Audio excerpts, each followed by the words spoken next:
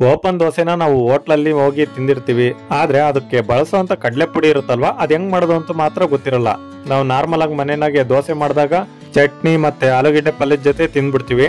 ಆದ್ರೆ ಏನಾರ ಸ್ವಲ್ಪ ವೆರೈಟಿ ತಿನ್ಬೇಕು, ಮಸಾಲೆ ದೋಸೆ ಮತ್ತೆ ಇಲ್ಲ ಓಪನ್ ದೋಸೆ ತಿನ್ಬೇಕು ಅಂದ್ರೆ ಮತ್ತು ಹೋಟ್ಲಿಗೆ ಹೋಗ್ಬೇಕು. ಆದ್ರೆ ಹಿಂಗೇನಾರ ನಾವು ಮಸಾಲೆ ದೋಸೆ ಮಾಡ್ಕೊಡು, ಓಪನ್ ದೋಸೆ ಮಾಡ್ಕೊಡು ಅಂತ ಮನೆಗೆ ಏನಾರು ಕೇಳಿದ್ರೆ ಮಾಡಿರೋದ್ ತಿನ್ನು ಇಲ್ಲ ಎದ್ದೋಗು ಅಂತಾರೆ. ಇಲ್ಲ ಟೈಮ್ ಇಲ್ಲಪ್ಪ ಅಷ್ಟೆಲ್ಲ ಮಾಡಕ್ಕೆ, ಸುಮ್ ಮಾಡಿರೋದನ್ನೇ ತಿಂದು ಖಾಲಿ ಮಾಡು ಅಂತ ಹೇಳ್ತಾರೆ. ಅದಕ್ಕೆ ಹಂಗೆ ಹೇಳೋ ಬದಲು ನೀವು ಒಂದ್ಸಲ ಈ ಪುಡಿನ ಇಷ್ಟು ಈಸಿಯಾಗಿ ಮಾಡ್ಬೋದು ಅಂತಂದ್ರೆ ನೀವು ನಾನು ಹೇಳ್ಕೊಡ್ತೀನಲ್ವಾ, ಅದನ್ನ ಒಂದ್ಸಲ ನೀವು ಈಸಿಯಾಗಿ ಮನೆಗೆ ಮಾಡ್ಕೊಂಡು ಓಪನ್ ದೋಸೆನ ನೀವು ಮಾಡ್ಕೋಬಹುದು. ಜಸ್ಟ್ ಏನಿಲ್ಲ, ಆ ಪುಡಿನ ಹಿಂಗೆ ಮೇಲೆ ಉದುರಿಸ್ಬಿಟ್ಟು ಹಂಚಿಂದ ಎತ್ತಿದ್ರೆ ಮುಗೀತು, ಅಲ್ಲಿಗೆ ದೋಸೆ ರೆಡಿ ಆಯ್ತು ಅಂತಾನೆ. ಮತ್ತೆ ಈ ಓಪನ್ ದೋಸೆಗೆ ನಾವು ಏನಾದ್ರು ಪುಡಿ ಹಾಕಿ ಮಾಡಿದ್ವಿ ಅಂತಂದ್ರೆ ನೀವು ಚಟ್ನಿ ಆಲೂಗೆಡ್ಡೆ ಪಲ್ಯ ಏನು ಬೇಕಾಗಿಲ್ಲ, ಜಸ್ಟ್ ಬರೀ ಆ ಪುಡಿ ಹಾಕಿರ್ತೀವಲ್ವಾ ಅದನ್ನೇ ಹಂಗೆ ಡೈರೆಕ್ಟ್ ಆಗಿ ತಿನ್ಬೋದು ನೀವು, ಅಷ್ಟು ರುಚಿಯಾಗಿರುತ್ತೆ. ಸೊ ಅದಕ್ಕೋಸ್ಕರ ಪೂರ್ತಿ ವಿಡಿಯೋ ನೋಡಿ, ನಾನು ನಿಮಗೆ ತಿಳಿಸ್ಕೊಡ್ತೀನಿ. ಮೊದಲೇದಾಗಿ ಒಂದು ಸ್ವಲ್ಪ ಸಾಮಾನುಗಳನ್ನ ಜೋಡಿಸ್ಕೋಬೇಕಾಗತ್ತೆ. ನೀವು ಅದನ್ನ ಹುರ್ಕೋಬೇಕು ಒಂದು ಹಂಚಲ್ಲಿ, ನೀವು ಹಂಚು ಅಥವಾ ತವ ಇದ್ರೆ ಯಾವ್ದಾರ ಸರಿ.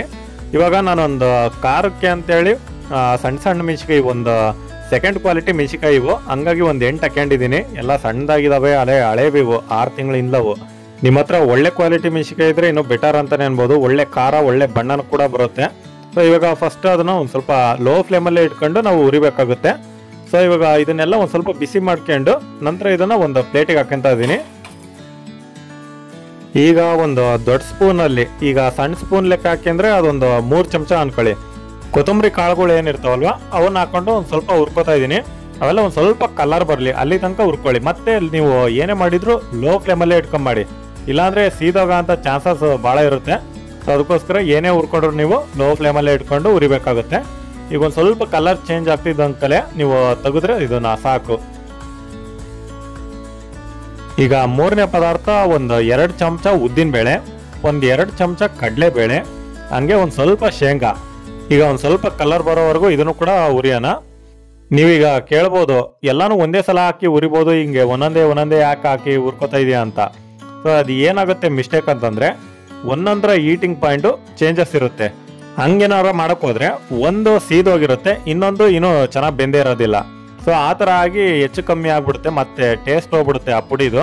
ಸೊ ಅದಕ್ಕೋಸ್ಕರ ಸಪ್ರೇಟಾಗಿ ಹಾಕೊಂಡು ಈ ರೀತಿ ನಿಧಾನಕ್ಕೆ ಹುರ್ಕೊಂಡ್ರೆ ಒಳ್ಳೆ ಟೇಸ್ಟು, ಮತ್ತೆ ನಮಗೆ ಗೊತ್ತಾಗುತ್ತೆ ಯಾವ್ದಾವ್ದು ಎಷ್ಟು ಚೆನ್ನಾಗಿ ಬೆಂದಿದಾವೆ ಅಂತ.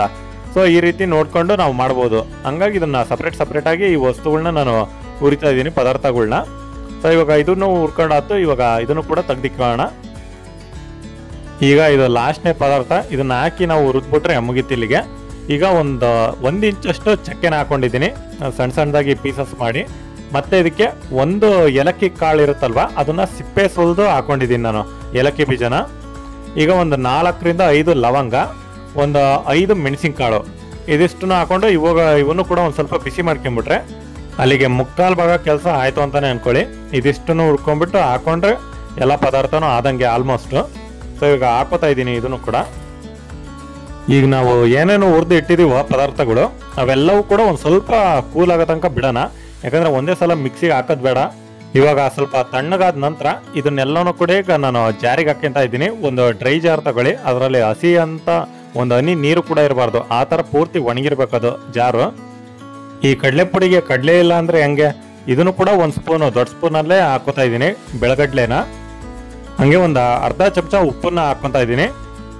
ಹಂಗೆ ಒಂದು 1/4 ಚಮಚ ಅರಿಶಿನ ಪುಡಿನ ಹಾಕೋತಾ ಇದ್ದೀನಿ, ಸ್ವಲ್ಪ ಕಲರು ಮತ್ತು ಟೇಸ್ಟ್ಗೋಸ್ಕರ. ಈಗ ಇದಿಷ್ಟು ನೀವೇನು ಸಣ್ಣದಾಗಿ ಪುಡಿ ಮಾಡಬೇಕಾಗತ್ತೆ, ಎಷ್ಟು ಸಾಧ್ಯ ಆಗುತ್ತೋ ಅಷ್ಟು ಸಣ್ಣದಾಗಿ ಪುಡಿ ಮಾಡಿ ಇದನ್ನ. ಯಾಕಂದರೆ ಸ್ವಲ್ಪ ತರ್ತರಿಯಾಗಿತ್ತು ಅಂತಂದರೆ ಅದು ತಿನ್ಬೇಕಾದ್ರೆ ಹಂಗಂಗೆ ಸಿಗ್ತಾ ಇರ್ತವೆ ಆ ಕಾಳು ಅವೆಲ್ಲ, ಅದಕ್ಕೋಸ್ಕರ ಸಣ್ಣದಾಗಿ ಪುಡಿ ಮಾಡ್ಬೇಕು ಇದನ್ನ. ನೋಡ್ತಾ ಇದ್ದೀರಾ ಎಷ್ಟು ಚೆನ್ನಾಗಿ ಪುಡಿ ಆಗಿದೆ, ರೆಡಿ ಆಗಿದೆ ಅಂತ. ಇನ್ನೇನು ಎಲ್ಲ ಮುಗೀತು, ಇನ್ನೇನು ದೋಸೆ ಮಾಡೋದಷ್ಟೇ. ದೋಸೆ ಮಾಡಿ ಅದ್ರ ಮೇಲೆ ಉಗ್ಗದೆ ಇದನ್ನ. ಈಗ ದೋಸೆ ಮಾಡೋಣ ಬನ್ನಿ. ಈಗ ಓಪನ್ ದೋಸೆ ನಾವು ಈಗ ಮಾಮೂಲಾಗಿ ಮಾಡ್ಬೇಕಾದ್ರೆ ರೋಲ್ ಮಾಡ್ತೀವಿ, ಹಿಟ್ಟು ಹಾಕಿದಾದ್ಮೇಲೆ. ಈ ಓಪನ್ ದೋಸೆಗೆ ರೋಲ್ ಗೀಲು ಏನು ಮಾಡಂಗಿಲ್ಲ, ಜಸ್ಟ್ ಅದನ್ನ ಉಯ್ದು ಹಂಗೆ ಬಿಡ್ಬೇಕಷ್ಟೇ. ನಾವು ಯಾವುದೇ ಥರ ರೋಲ್ ಮಾಡೋಂಗಿಲ್ಲ, ದಪ್ಪನಾಗೆ ಇದು ದಪ್ಪನೇ ಇರ್ಬೇಕಿದು ದೋಸೆ. ಸೊ ಈಗ ನೆಕ್ಸ್ಟು ಅದಕ್ಕೊಂದು ಸ್ವಲ್ಪ ಎಣ್ಣೆ ಬಿಟ್ಟ ನಂತರ ಈ ಪುಡಿನ ನಾವು ಹಾಕ್ಬೇಕಾಗತ್ತೆ. ಈ ಪುಡಿನ ನಾವು ಕೈಯಲ್ಲೇ ನಿಧಾನಕ್ಕೆ ಎಲ್ಲ ಕಡೆ ಉದುರಿಸ್ತಾ ಹೋಗ್ಬೇಕು. ಅಕ್ಕಪಕ್ಕ ಬಿದ್ದರೆ ಹಂಚಿನ ಮೇಲೆ ಏನು ತಲೆ ಕೆಡ್ಸ್ಕೊಬೇಡಿ, ಅದೇನು ಅಂಟೋದು ಇಲ್ಲದು. ಹಿಂಗೆ ಸುತ್ತಲೂ ಪುಡಿ ಹಾಕಿದ್ಮೇಲೆ ಒಂದು ಸ್ವಲ್ಪ ಬೇಯ ತನಕ ಬಿಟ್ಟು ಆ ದೋಸೆನ ಎತ್ಬಿಟ್ರೆ ಮುಗೀತಲ್ಲಿಗೆ. ಈಗ ಕಡಲೆ ಪುಡಿಯ ಓಪನ್ ದೋಸೆ ಒಂದ್ಸಲ ಟೇಸ್ಟ್ ಮಾಡೋಣ. ಸಖತ್ತಾಗಿದೆ ಮಾತ್ರ ಟೇಸ್ಟು. ನಾನು ಸ್ಟಾರ್ಟಿಂಗ್ ಹೇಳ್ದಂಗೆ ಇದಕ್ಕೆ ಚಟ್ನಿ ಬೇಡ, ಆಲೂಗೆಡ್ಡೆ ಪಲ್ಯ ಬೇಡ, ಬೇಕು ಅಂದರೆ ರುಚಿಗೆ ಹಾಕ್ಕೊಳ್ಳಿ ಅಷ್ಟೇ. ಸೊ ಇದು ಬರೀ ಕಡಲೆ ಪುಡಿನೇ, ಹಂಗೆ ನಾವು ಡೈರೆಕ್ಟಾಗಿ ತಿಂದರೂ ಕೂಡ ಅಷ್ಟು ರುಚಿ ಕೊಡುತ್ತಿದ್ದು. ನನ್ನ ವಿಡಿಯೋನ ಫಸ್ಟ್ ಟೈಮ್ ನೋಡ್ತಾ ಇದ್ರೆ ನನ್ನ ಚಾನಲ್ಗೆ ಸಬ್ಸ್ಕ್ರೈಬ್ ಆಗಿ ಹಾಗೆ ಸಪೋರ್ಟ್ ಮಾಡ್ತಾ ಇರಿ. ಸೊ ಎಲ್ರಿಗೂ ಧನ್ಯವಾದಗಳು. Thanks for watching.